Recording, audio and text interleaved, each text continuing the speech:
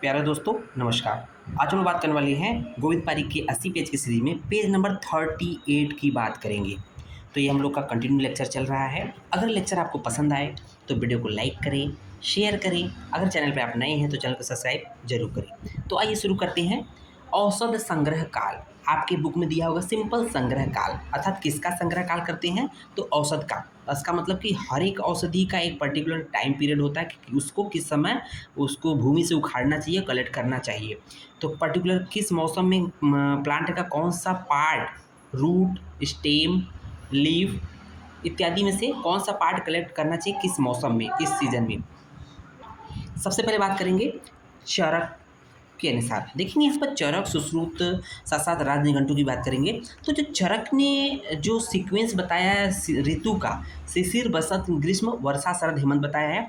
जबकि सुश्रुत का देखेंगे तो यहाँ सीक्वेंस क्या होता है, बसंत, ग्रीष्म, प्राविट, वर्षा, शरद, हेमंत है। इसको याद रखिएगा कि ये इंपॉर्टेंट है। तो सबसे पहले चरक का देख लेते हैं। यहाँ चरक का सीक्वेंस याद जरूरी नहीं है ना, लेकिन शिशिर, बसंत, ग्रीष्म, वर्षा, शरद, हेमंत होता है। तो चरक ने बताया कि मूल का जो कलेक्शन, जो भी जिन औषधियों का जो रूट, जड़ लेते हैं, मूल लेते हैं, उनका शिशिर और ग्रीष्म में लेना चाहिए। ऐसा क्यों? तो शिशिर ऋतु में और ग्रीष्म ऋतु में होता क्या है, सब पत्तियां झड़ जाती है। पत्तियां क्या होती है, झड़ जाती हैं। केवल और केवल तना बचता है, मतलब एक तरह से तना बचता है और जड़ बचता है। तो जो औषधि है वो कहीं ना कहीं उसके मूल रूट में जाके कलेक्ट हो जाती है। इसलिए शिशिर और ग्रीष्म ऋतु में मूल का ग्रहण करना चाहिए।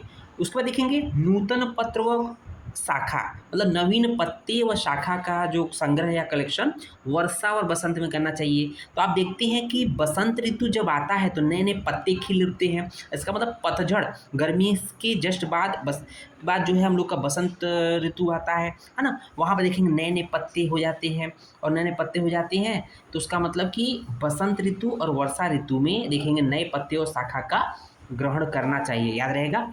उसको देखिए एक पॉइंट है, छाल, कंद, छीर। हमने क्या लिखा, छाल को बोलते हैं त्वक, छीर कंद। त्वक, छीर, कंद याद रखेंगे। तो इसको हम लोग शरद ऋतु में कलेक्ट करते हैं, रखते हैं। इसको याद करने के लिए हम लोग देखेंगे एक मूवी थी रक्षक। रक्षक न करके हम लोग कहेंगे तक्षक। तो छ क, तो फार जाएगा त्वक, छ फार जाएगा छीर, क फार जाएगा कंद, तक्षक। शरद बॉस क्या करते थे, शरद बॉस तक्षक मूवी देखने गए थे। शरद बॉस तक्षक मूवी देखने गए थे, याद रहेगा। तो फार त्वक, छ फार छीर, क फार कंद। तो शरद बॉस तक्षक मूवी देखने गए थे, याद रहेगा। यहाँ ब्रैकेट में दिया है स्नूही क्षीर का जो कलेक्शन होता है, संग्रह होता है, शिशिर ऋतु में करते हैं। ध्यान दीजिएगा, ये थोड़ा सा अलग पॉइंट है।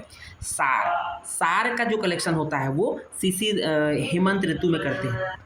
इसको कैसे याद करेंगे, हे सार, हे सार कह दीजिए। यह हरियाणा में एक जिला होता है हिसार, आपने देखा सुना होगा हिसार।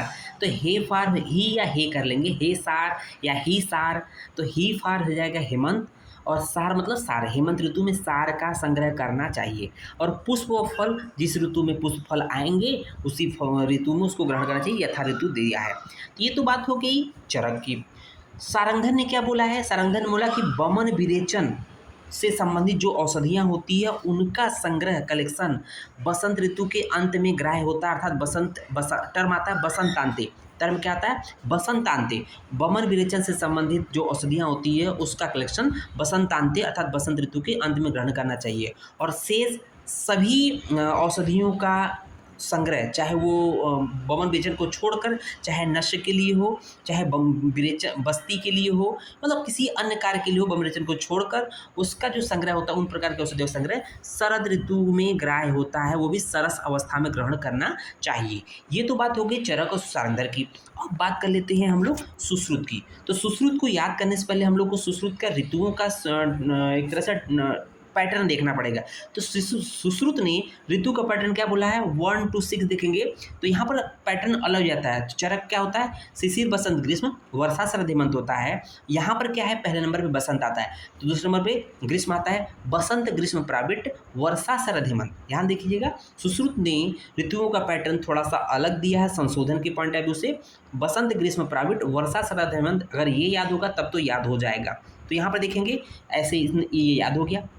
अब देखेंगे बसंत ऋतु में सार का संग्रह करते हैं, ग्रीष्म ऋतु में फल का संग्रह करते हैं, प्राविट ऋतु में मूल का करते हैं, वर्षा ऋतु में पत्र का करते हैं, शरद ऋतु में त्वक का करते हैं, हेमंत ऋतु में क्षीर का करते हैं। ये तो बात सुश्रुत ने कह दी। बट इसको याद कैसे करें, तो याद करने के लिए बहुत आसान है।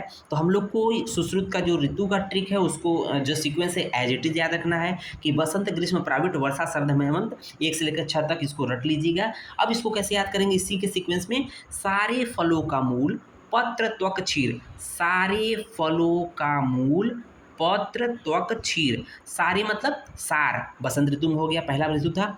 फलों का मतलब ग्रीष्म ऋतु में फल का संग्रह करेंगे, मूल प्राइवेट वाले में आ जाएगा, पत्र त्वक क्षीर है ना, पत्र त्वक क्षीर, पत्र वर्षा ऋतु में, त्वक जो है शरद ऋतु में और क्षीर हेमंत ऋतु में, याद हो जाएगा। सारी फलों का मूल पत्र त्वक क्षीर, तो बसंत ग्रीष्म प्राविट वर्षा शरद हेमंत इस सीक्वेंस में देखेंगे तो पूरा पूरा याद हो जाता है सुश्रुत का।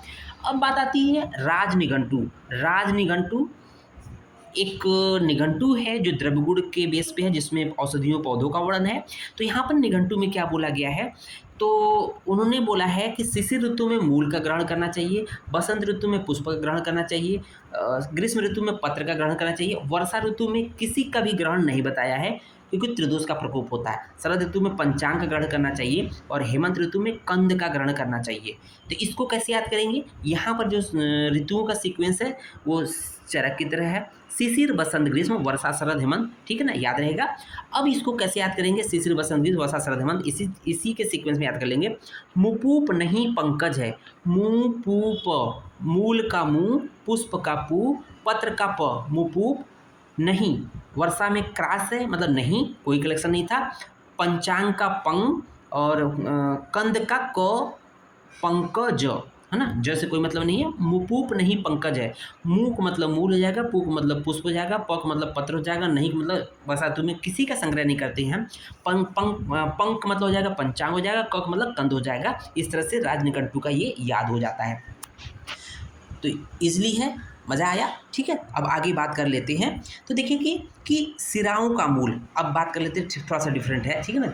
सिराओं का मूल की बात करें, चरक और सुश्रुत ने नाभि माना है, सिरा के मूल को चरक और सुश्रुत ने नाभि माना है, सिरा का मूल चरक सुश्रुत नाभि माना है। वाग्भट ने हृदय मान लिया कि सिराएं हृदय से निकलती हैं, जबकि चरक सुश्रुत ने नाभि से माना है।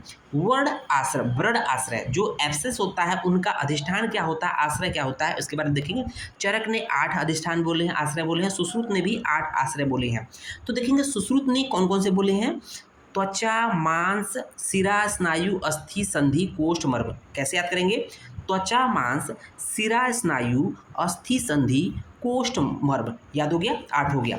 तो देखेंगे चरक ने भी वही नाम बताया, बस सुश्रुत के संधि के जगह पे उन्होंने मेद कर दिया, सुश्रुत के संधि की जगह पे चरक ने मेद कह दिया, तो वो वर्ण के 8 आश्रय हो गए, अर्थात त्वचा मांस सिरा स्नायु अस्थि मेद कोष्ठ और मर्म, याद हो गया। इसलिए सुश्रुत को कैसे याद करेंगे, सुश्रुत का स, संधि का स, याद हो जाएगा, सुश्रुत ने स संधि बताया, ठीक है ना। उसको देखेंगे आमाशय स्थित श्लेष्मा शेष 4 कफों अर्थात श्लेष्मा का पोषण देता है, ये किसने कहा है, सुश्रुत ने। तो सुश्रुत ने बोला है कि आमाशय में जो श्लेष्मा होता है, कफ होता है ना, श्लेष्मा कफ के 5 भेद बोले गए हैं, जो आमाशय रीजन में होता है वो शेष 4 कफ को या श्लेष्मा का पोषण करता है, ये बात सुश्रुत कहते हैं।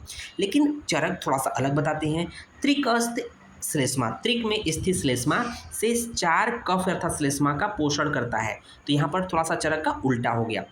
अब बात करते हैं श्रेष्ठ अंजन की, श्रेष्ठ अंजन जो आँखों में अंजन लगाते हैं, चरक ने सौविरांजन को श्रेष्ठ बोला है, जो कि नित्य प्रयोग करते हैं, चरक ने सौविरांजन को नित्य प्रयोग करने को बोला है और ये नित्य प्रयोग होता है, डेली प्रयोग होता है, श्रेष्ठ अंजन होता है। सुश्रुत ने श्रोतांजन को, स से सुश्रुत, स से श्रोतांजन को श्रेष्ठ अंजन बताया है।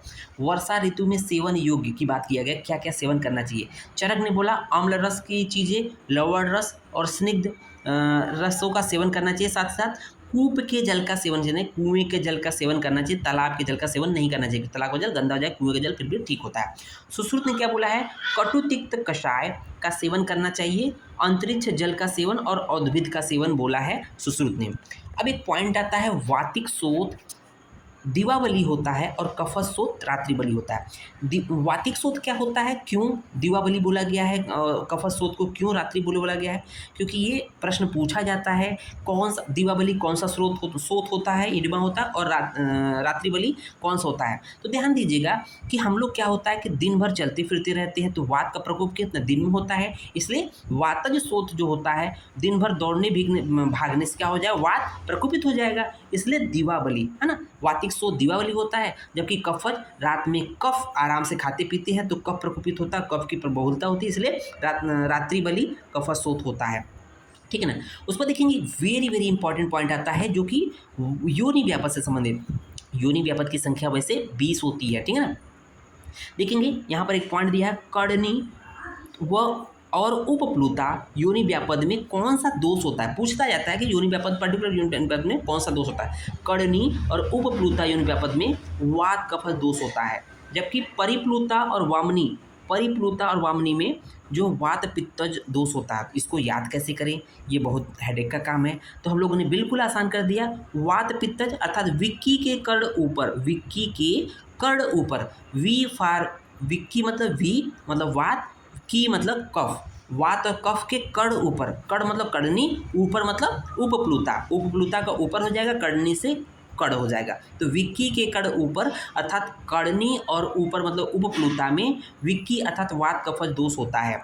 परिप्लुता और वामनी योनि व्यापद में वात पित्तज होता है। तो कैसे याद करेंगे, बीपी की परी बमन करती है, बीपी की परी मतलब वात पित्तज, वीपी है ना, वीपी की परी बमन करती है, तो बीपी मतलब हो जाएगा वात पित्तज में दोष किस में होता है, परी मतलब परिप्लुता और बमन मतलब बामनी, परिप्लुता और बामनी में वात पित्तज होता है। उसको देखिए कुछ चिकित्सा की बात की गई है। प्रतिमार्ग हरण चिकित्सा मतलब अपोजिट डायरेक्शन की चिकित्सा जो होती है रक्त पित्त में करते हैं। देखेंगे जब नाक से ब्लड आता है तो उसको औषधियाँ नीचे ले जाने वाली ले करते हैं, अगर गुदामार्ग से हो रहा है तो उसको ऊपर ले जाने औषधियाँ को प्रयोग करते हैं। प्रतिमार्ग हरण चिकित्सा रक्त पित्त में कराया गया है। प्रतिद्वंद चिकित्सा उन्माद में बताया गया है। जुगुप्सा चिकित्सा राजस्व में बताया गया। जुगुप्सा चिकित्सा क्या होता है कि किसी भी रोगी व्यक्ति को अर्थात जो ट्यूबरकुलोसिस का पेशेंट होता है उसको अगर मांस रस का सेवन कराना है, अगर मान लीजिए वो नॉनवेज का सेवन नहीं करता है तो उसको बिना बताए मांस रस या मांस का सेवन कराया जाता है। इसी को बोलते हैं जुगुप्सा चिकित्सा। जुगुप्सा चिकित्सा का मतलब उसको बिना बताए मांस मतलब नॉनवेज का सेवन करना जुगुप्सा चिकित्सा कहलाता है। उसको देखेंगे व्यत्यासात चिकित्सा श्वास काश और पित्तावृतवात ग्रहणी और वात व्याधि में करते हैं। एको महागत टर्म आया है अतत्व अभिनिवेश के लिए। महादोषम महागदम टर्म आया है मध्य के लिए आया है। महागदम महावेगम अग्निवत शीघ्रकारी जो टर्म आया है रक्तपित्त चिकित्सा में आया है। महामूलम महावेगम महाशब्दा महाबला जो टर्म आया है हिक्का में आया है। और महाव्याधि टर्म हलीमक के लिए आया है। इस तरह से हम लोग का ये पेज नंबर 38 कंप्लीट होता है। अगर वीडियो पसंद आए हो तो चैनल को सब्सक्राइब जरूर करें, चैनल को लाइक करें, वीडियो को लाइक करें और अधिक से अधिक लोगों को शेयर करें। धन्यवाद।